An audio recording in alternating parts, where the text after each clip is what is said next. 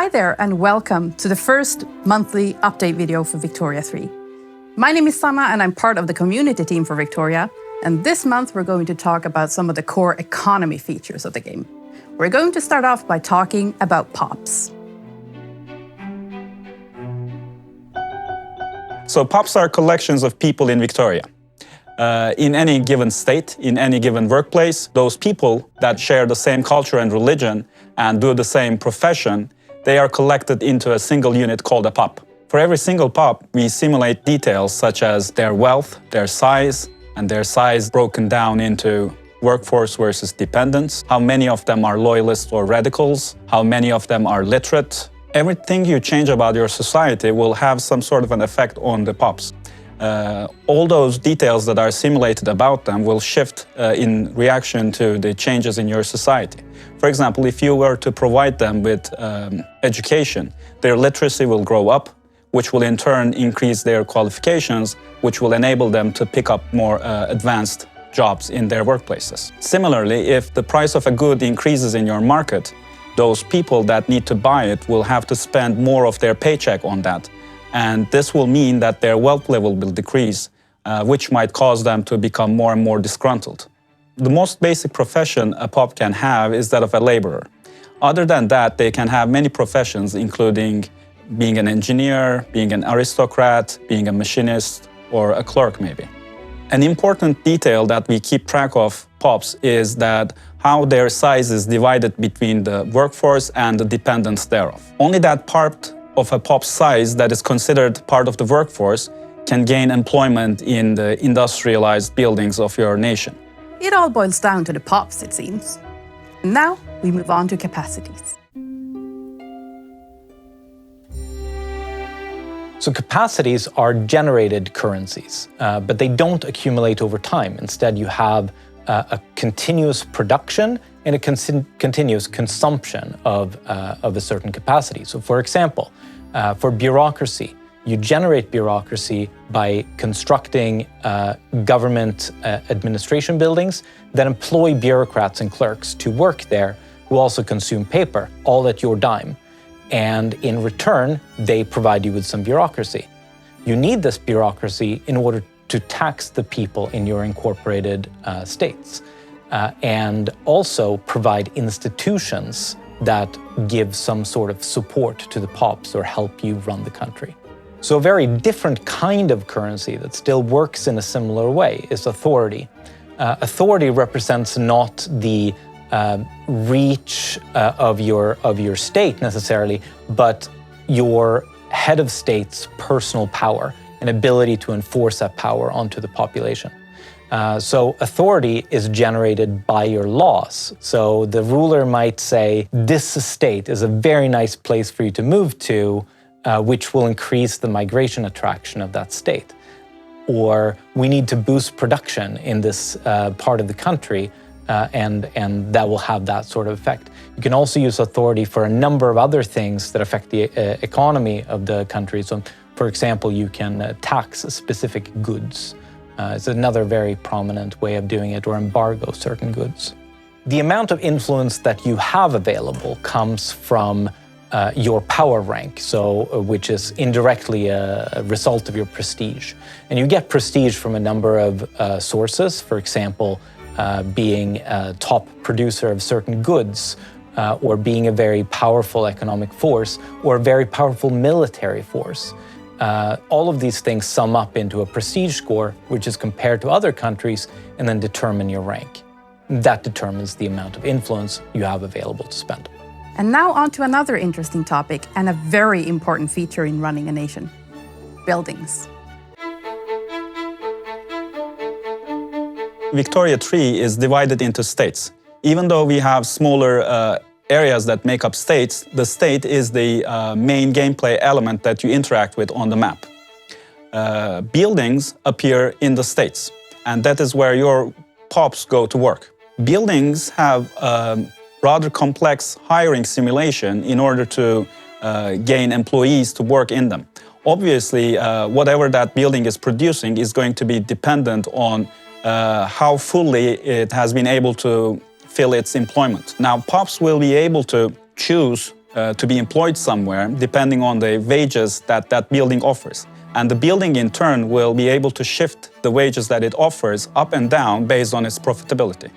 Buildings will usually be consuming some kind of input good, employ a number of workforce, and output some finished product. But in some cases, especially mines and agricultural buildings such as farms and plantations, there may be less of an input good, but more of an output good, which is like the bounty of the earth. So if there was no industry in a state, it would be completely covered by what we call subsistence buildings. These are the buildings in which POPs go to work to just get on by.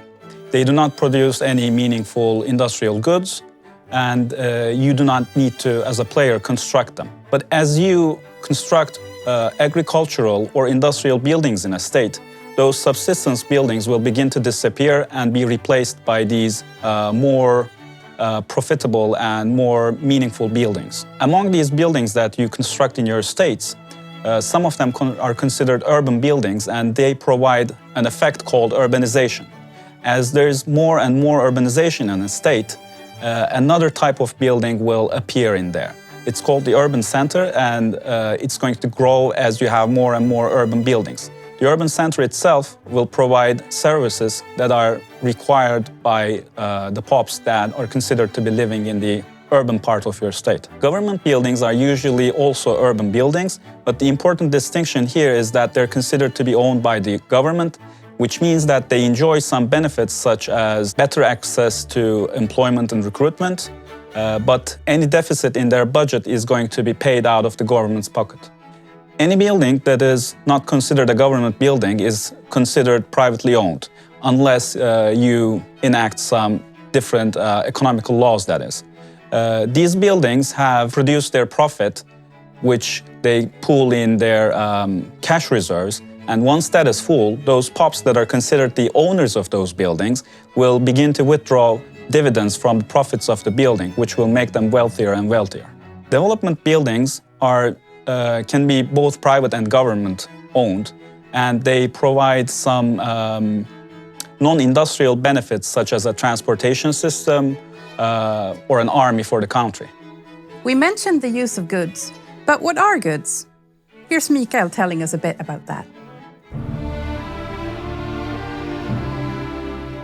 Goods are both tangible and intangible things that are being sold. They are produced by buildings.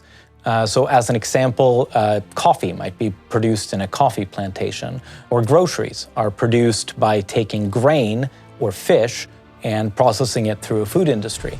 But we also have urban centers that produce services, railways that produce transportation, and these kinds of intangible goods are also represented to some degree in the game. So goods are split up into 4 categories. The categories don't have any special mechanics in and of themselves. They're just ways of categorizing and figuring out what kind of each good is. So we have staple goods, which is mostly consumed by POPs, sometimes used in buildings as well. So this covers things like grain, like I mentioned, and groceries and clothes and furniture. Then we have industrial goods, which are used in the production of other goods. And that could be tools or coal or steel. And we have luxury goods, which are also consumed by POPs predominantly, but mostly by very wealthy POPs. And that covers things like luxury clothes, wine, and exotic things like porcelain that might not be manufactured locally. Sometimes these goods might not be readily available in the core parts of your country, and you might have to import them or extend your reach through colonialism in order to gain access to them. Finally, we have military goods, which are used in the business of war, of course, and this covers things like ammunition, small arms, all the way up to airplanes and tanks. Goods can be produced in a variety of ways, and that leads us to our next topic, production methods. So we've already talked about how with buildings don't do anything on their own. They need POPs to work in them in order to do anything meaningful. It's a little more complicated than that even, because every building has a variety of different production methods, which is what's actually causing the building to have some sort of effect. As an example, if we take textile mills don't do anything on their own.